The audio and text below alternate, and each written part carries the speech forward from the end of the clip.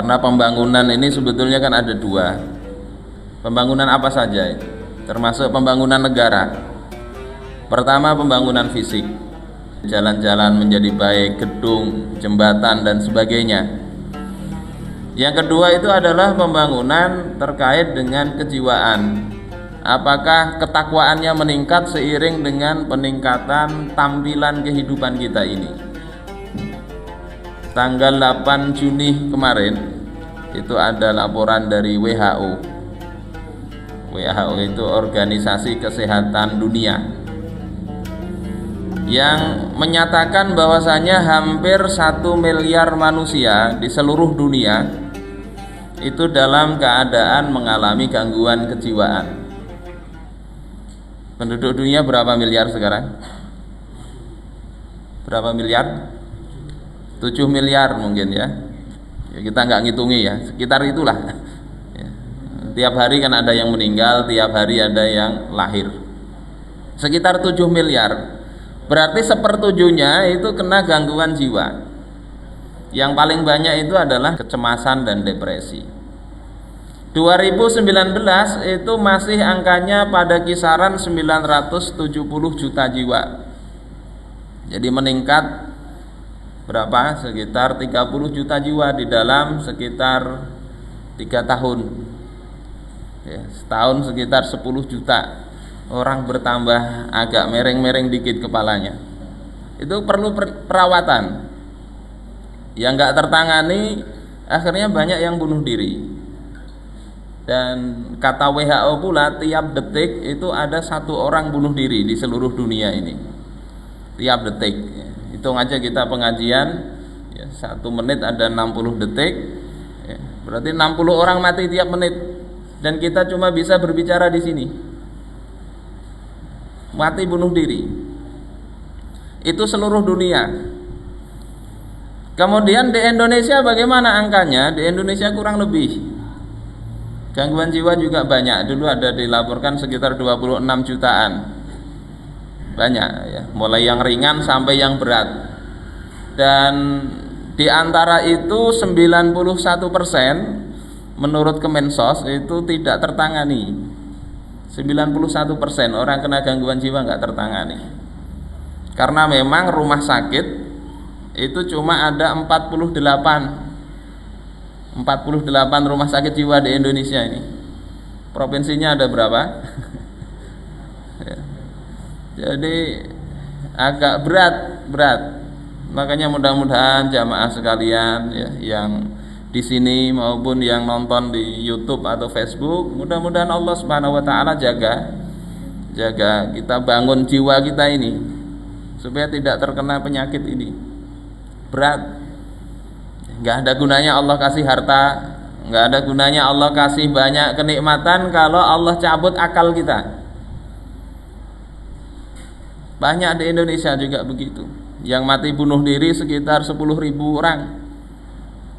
Dan dari yang gangguan jiwa itu menurut data dari Kemensos masih ya, Kemensos, itu 57.000 orang yang kena gangguan jiwa itu dipasung. Pernah punya tetangga begitu, dipasung, diletakkan di kandang sapi. Ya Allah, mereka ini masih manusia padahal, tapi ketika dibiarkan bisa membunuh orang. Bapaknya mau dianiaya itu. Ini kondisi masyarakat kita sekarang ini. Kita jadi bertanya-tanya terus, kenapa sebabnya ini? Kita melihat sebuah pembangunan itu kan juga melihat hasilnya dari sisi outputnya ya. Kalau teorinya bagus, ternyata yang keluarannya ini banyak bermasalah, berarti ada problem di peradaban itu. Peradaban kapitalis sekarang ini jelas ada problemnya. Di India itu ada ya, bukan hanya tentang depresi ini ya, orang menikah itu ada monogami, ada yang kedua apa? Poligami. Ini ada jenis ketiga menikah apa? Sologami. menikah dengan diri sendiri. Sologami, coba itu set itu ada itu. Kalau orang lahir itu biasanya nggak ada macam-macam, sekarang di Eropa ini orang lahir itu sudah dimasukkan gendernya nggak jelas, laki-laki atau perempuan. Jadi yang membuat itu bapak ibunya. Supaya apa? Supaya nggak ada bias antara laki-laki dan perempuan. Kalau laki-laki nanti di masyarakat yang senengnya laki-laki, perempuannya akan dimarginalkan kata mereka. Ya, kalau di masyarakat banyak yang berkuasa perempuan, laki-lakinya dimarginalkan. Supaya netral, kada usah pakai jenis kelamin. Masya Allah ini. Dan ini juga muncul di tengah-tengah negeri kita. Bapak ibu-ibu sekalian rahimakumullah, saya ungkapkan ini supaya kita juga punya gambaran bahwasanya kita ini menghadapi problem. Tiap detik itu ada yang mati bunuh diri, yang mati kelaparan, itu juga ada sekitar 800.000 tiap tahun mati kelaparan. Sementara miliaran ton itu makanan juga terbuang sia-sia setiap tahun. Berarti ada problem di sini. Dan kita lihat problem masalah depresi, gangguan jiwa itu kan berujung berpangkal pada memandang kehidupan dunia ini seperti apa. Problem paling mendasar di situ. Yakni ketika kehidupan itu disetting, diarahkan untuk mengejar kenikmatan dunia, kebahagiaan itu merupakan apa? Manifestasi dari berapa banyak nikmat yang dia peroleh. Dan ini pandangan khas kapitalis. Sehingga kalau melihat mau bahagia itu yang difikirkan harta. Berapa banyak harta yang bisa dikumpulkan, itu yang ada di pikiran manusia. Maka ketika itu yang terjadi, nggak akan pernah puas kehidupan itu. Ibarat Allah kasih satu nikmat, nikmat itu nggak ada rasanya. Kehidupan begitu. Sebagaimana kata Rasulullah Sallallahu Alaihi Wasallam, bahwasanya lau anna libni Adam wadiyan min zahabin. Andai kata ada bagi seorang manusia, anak Adam itu satu lembah berisi emas, apakah kira-kira puas? Kata Rasulullah, tidak. Ahabba ayyakuna lahu wadiyan, dia pasti senangnya untuk dapat dua lembah lagi. Wala yamla'u fahu illa turab, tidak ada yang bisa memenuhi mulutnya kecuali tanah. Yakni kalau sudah mati. Kita perhatikan kehidupan kadang begitu, nggak ada puas-puasnya hidup itu. Sudah banyak hartanya, korupsi masih juga. Harta kurang apa? Banyak harta, tetapi masih mau dengan yang haram, walaupun yang haram nggak banyak, lebih banyak punya dia. Kenapa? Karena tabiat ini, tabiat kecintaan terhadap duniawi. Jadi tidak ada yang bisa memenuhi itu kecuali kalau mati baru berhenti. Wa yatubullahu ala man taba, kata Rasulullah, dan Allah menerima taubat siapa saja yang bertobat. Dalam riwayat yang lain Rasulullah katakan, hubbud dunya ra'su kulli khati'ah, cinta dunia itu adalah pangkal segala macam kesalahan. Pangkal kesalahan. Kemudian wal malu fihi da'un katsir, harta itu di dalamnya ada penyakitnya yang banyak. Banyak penyakitnya, banyak cacatnya. Kita bisa lihat orang kadang ketika bangkrut jadi stres. Saya dulu punya tetangga, punya sapi, sapinya hilang, dicuri maling. Padahal dia, sapi ini gantungan hidupnya karena membajak sawah pakai sapi itu. Punya anak mau biayai kuliah, ini yang digadang-gadang nanti sapi ini dijual untuk menguliahkan anak. Ternyata dicuri orang. Sedih karena mengandalkan cangkul untuk menggarap sawah rasanya nggak bisa. Saking sedihnya penglihatan nih sampai hilang, nggak bisa melihat. Ini kenapa? Harta. Ya, begitu sedihnya kehilangan harta itu. Makanya kata Rasulullah tadi, ini mengutip perkataan Isa bin Maryam di dalam Hilyatul Auliya. Harta itu ada banyak penyakitnya. Kita mungkin mencari harta itu berat, tapi kata Imam Mu'adz Ar-Razi, Yahya bin Mu'adz Ar-Razi itu di dalam Ihya dikatakan, orang yang beruntung itu kalau orang mau meninggal itu dia sudah bisa meninggalkan dunia sebelum dunia itu meninggalkannya. Ya, jadi berupaya kita ini supaya harta ini sudahlah, usia sudah mulai menua ini sudah nggak usah banyak lagi memikirkan menambahi itu. Yang kata Imam Al-Ghazali, wa man balaghal arba'in, siapa yang usianya sudah lebih dari 40, sudah sampai 40, walam yaghlib khairuhu syarrahu, sementara kebaikannya tidak lebih dominan, tidak lebih banyak daripada keburukannya, fal yatajahhaz ilan nar, maka siap-siaplah masuk neraka.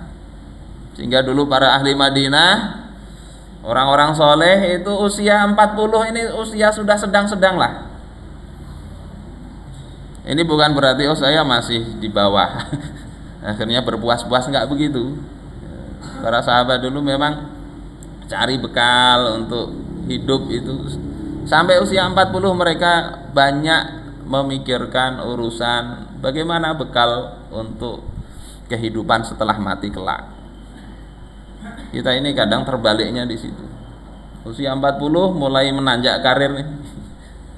Dapat posisi ini, posisi itu. Bapak, Ibu-ibu sekalian rahimakumullah. Kemudian sahabatnya Nabi Isa bertanya, apa sih penyakitnya harta itu? Kata Nabi Isa kemudian, la yu'addi haqqahu. Pertama, penyakit harta itu dia tidak mau mengeluarkan hak atau kewajiban harta itu. Orang kalau sudah punya duit banyak biasanya bayar zakat males. Kalau masih duitnya taruhlah 100 juta, zakatnya cuma 2,5 juta. Tapi kalau 1 miliar sudah banyak itu zakatnya. Berapa zakatnya? 1 miliar kali 2,5. Berapa? 25 juta. Nah, hendak ngasih 25 juta ini kadang berat. Makanya kalau dalam hati kita ini masih berat mengeluarkan zakat itu, pantas saja Allah nggak kasih kita kaya-kaya. Masih sayang. Allah sayang kepada kita. Nanti dikasih harta banyak kita nggak mau keluarkan zakat. Penyakit itu, penyakit. Kita mengeluarkan zakat terasa berat, itu penyakit hati kita. Harus banyak-banyak kita istighfar. Beruntung sekali orang yang Allah beri kasih banyak harta, tetapi dia mengeluarkan harta itu merupakan kesenangan baginya. Seperti Sayyidina Utsman misalnya, beliau ketika Nabi mengatakan siapa mau membeli sumur rumah, namanya rumah milik seorang Yahudi. Kemudian Yahudi ini nggak mau menjual, sementara kaum muslimin perlu banyak air. Akhirnya Sayyidina Utsman kemudian membelinya. Harganya 200 ribu dirham. Kalau kita uangkan itu sekitar 154 miliar rupiah. Diberi, dibeli itu. Untuk kurs waktu itu ya. Dibeli kemudian disumbangkan kepada Rasulullah. Perluasan Masjid Nabawi, beliau juga ketika beliau Rasulullah memobilisir pasukan untuk perang Tabuk, Khalifah Utsman bin Affan, menantu beliau juga yang menyumbang 950 ekor unta lengkap dengan peralatannya, ditambah 50 ekor kuda. Itu beliau. Jadi kalau punya harta dan menyumbang itu tidak merasa berat, insya Allah Allah tambahi itu harta itu. Tapi kalau punya harta kemudian mengeluarkan haknya berat, penyakit. Mudah-mudahan Allah berikan kita afiat dari penyakit itu. Ini yang pertama, penyakit harta itu. Jadi kita bisa berkaca diri kita, kadang bikin stres itu di situ. Yang kedua, kata sahabatnya, kalau ternyata orang yang punya harta ini menunaikan saja hartanya, apa penyakitnya? Maka kata Nabi Isa, la yaslumu minal fakhri wal khuyala. Dia tidak selamat dari kebanggaan dan kesombongan. Kadang orang punya harta itu tadi muncul kesombongan. Kesombongan itu apa? Kesombongan itu ghamtun nas, batarul haq wa ghamtun nas. Menutupi kebenaran, memandang rendah manusia, kata Rasulullah. Al-kibar, melihat orang itu dari sisi motornya apa, ya, mobilnya apa. Kalau mobilnya pina, ya, bunyinya sudah nggak karu-karuan, ya, jelek, nggak didengerin. Tukang bakso misalnya dihina, ada yang begitu kan. Dan tukang bakso juga banyak yang kaya kan. Kadang orang punya harta itu begitu, dia menganggap remeh orang yang nggak punya harta. Maka kemudian sahabatnya Nabi Isa mengatakan lagi, kalau dia selamat dari sifat itu, maka apa penyakitnya? Kata beliau, yashghuluhu istislahuhu an zikrillah. Memperbanyak, memperbaiki, mengurus harta itu telah membuat dia sibuk dari zikrullah. Jadi kalaupun semua tadi tertunaikan, akhirnya pusing ngurusin harta. Itu penyakitnya. Bapak ibu-ibu sekalian rahimakumullah, ini pangkalnya di situ. Dan kehidupan sistem kapitalis itu memang memandang semua hal diukur dari sisi kemanfaatan materi. Materi, harta, jabatan nanti dapatnya harta juga. Urusan agama pun nanti kaitannya dengan harta juga. Nyampaikan ini benar apa enggak, kaitannya dengan jabatan. Saya masih dipakai enggak di sana nanti? Majelis saya masih bisa jalan apa enggak? Jangan-jangan bubar gara-gara saya sampaikan ini. Ujungnya mana? Duit, harta. Ini yang pertama ini ya. Dan ini problem mendasar. Sementara Islam itu memandang kebahagiaan itu adalah ketika